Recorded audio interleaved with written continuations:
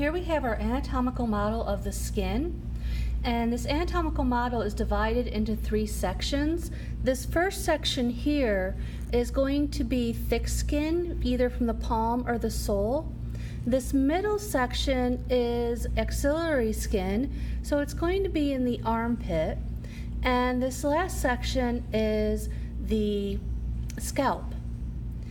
And we can see different features in each section, and we can see features that are in every section. We're going to start with the outermost layer of the skin, the epidermis. In this model, you can see how the thick skin has a much larger stratum corneum.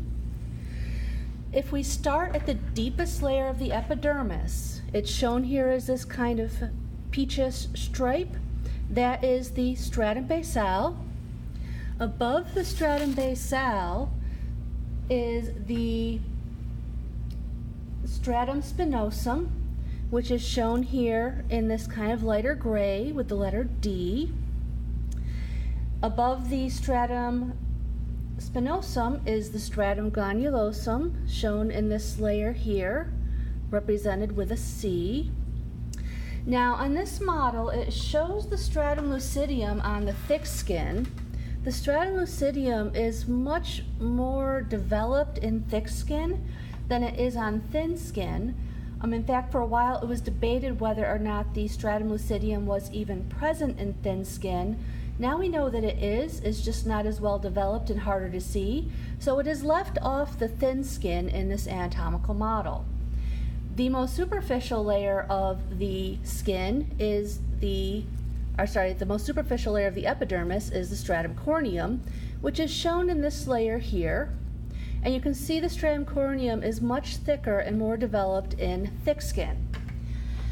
Now, if we look at the boundary between the epidermis and the dermis, we can see dermal papillae.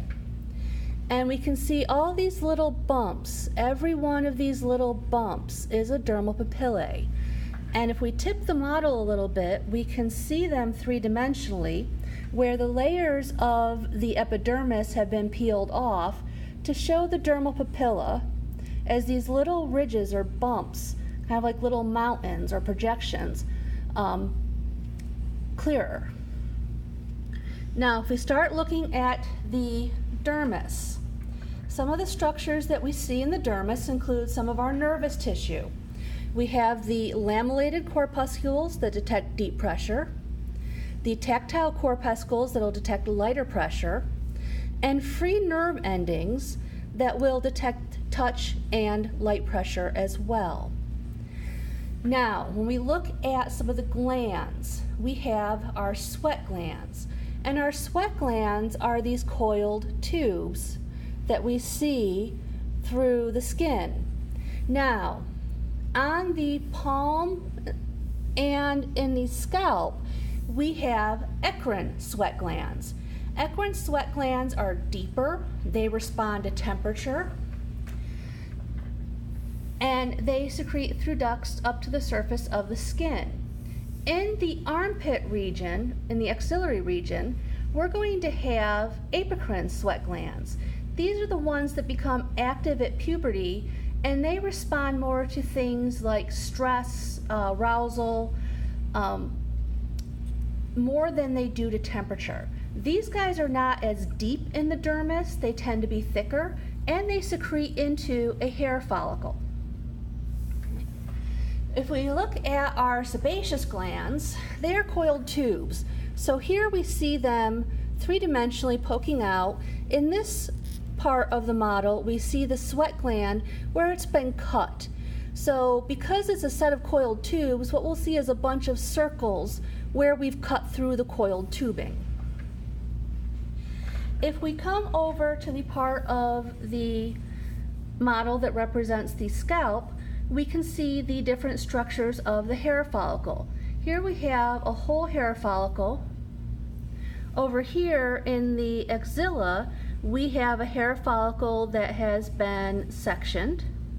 So we can see the outer part of the follicle and the hair in the side. In this hair follicle, we've taken it and sectioned it layer by layer of the hair follicle.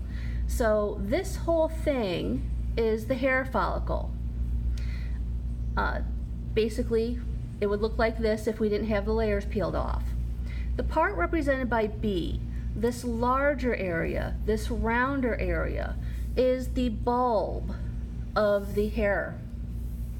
If we start looking at the layers of the follicle in the hair, we can start looking at the layers of the follicle. This outer layer is a connective tissue layer that helps form the sheath that gives the hair follicle its shape. Next in, deeper to that, we have the glassy membrane, and then we have the external root sheath and the internal root sheath. Deep to the internal root sheath, we have the cuticle layer of the hair. Then we have the cortex of the hair, and this part in white is the medulla of the hair. This part here, where we're kind of hollowed out, that is the hair papilla. That is what supplies the blood and even the nerves to the growing hair. Associated with hair follicles, we can see two structures. The first is the erector pili muscle, which is made out of smooth muscle and will actually contract and make your hairs stand up. It's these erector pili muscles that give you goosebumps. Also associated with the hair follicle are sebaceous glands. Sebaceous glands secrete sebum, which is also known as our body oil. Here we see a representation of a sebaceous gland that has been sectioned, and here we see it three-dimensional whole.